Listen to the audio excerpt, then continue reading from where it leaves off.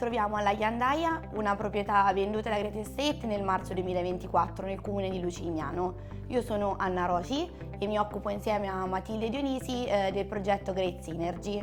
Oggi siamo in compagnia dell'architetto Laura Terziani che si è occupata della gestione dei lavori di allestimento e si occuperà della ristrutturazione di questa proprietà. Grazie Anna, sono molto contenta di essere stata coinvolta in questo progetto, di aver lavorato in questa bellissima proprietà.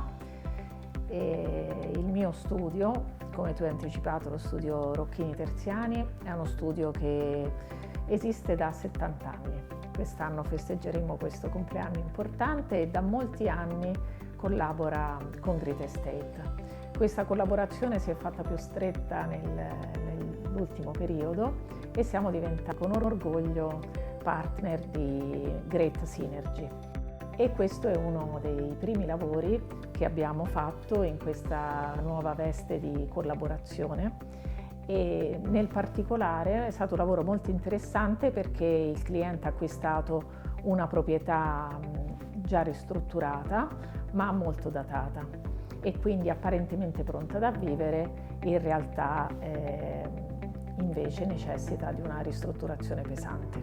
Abbiamo accettato la sfida di consentirgli di vivere nei prossimi mesi la casa facendo un allestimento insieme ad altri partner che hanno sposato le intenzioni, i progetti e gli obiettivi di Great Synergy e quindi abbiamo fatto un restyling molto fresco e contemporaneo per consentire alla proprietà di viverla e prepararsi al meglio alla ristrutturazione, avendo il tempo in questi mesi di vivere, conoscere la casa, studiare insieme a me quale sarà il progetto più giusto da realizzare, trovare le ditte per realizzarlo, perché il nostro studio si occupa di questo. Noi ci occupiamo sia della parte della progettazione ma anche di tutta la parte urbanistica che serve per arrivare ad ottenere i permessi, oltre a tutti gli altri servizi complementari